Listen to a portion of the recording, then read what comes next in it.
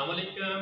Easy knowledge के साथ मैं हूं मोहम्मद रिजवान। एक बादशाह ने ऐलान कर रखा था कि जो भी कोई अच्छी बात करेगा उसको 400 दिनार यानी कि सोने के सिक्के दिए जाएंगे।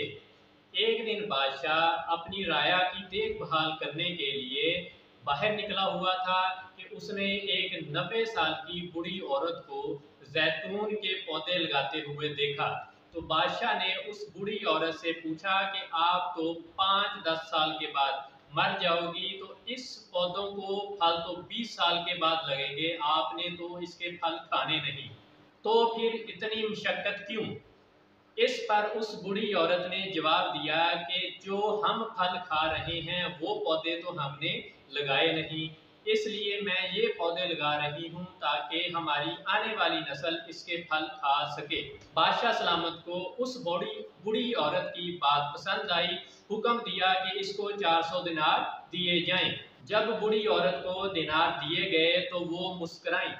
तो बादशाह ने मुस्कुराने की वजह पूछी तो बूढ़ी औरत ने कहा कि इस जैतून के पौधे ने तो फल 20 साल बाद देना था, लेकिन मुझे मेरा फल अभी मिल गया। बादशाह को उसकी ये बात भी पसंद आई, तो हुक्म दिया कि इस औरत को 400 दिनार और दिए जाएं।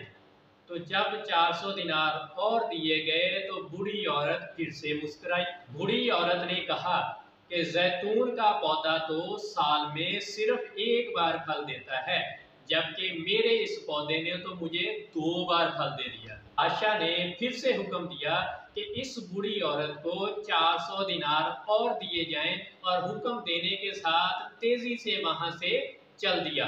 वजीर ने कहा, हजूर आप जल्दी से क्यों चल दिए?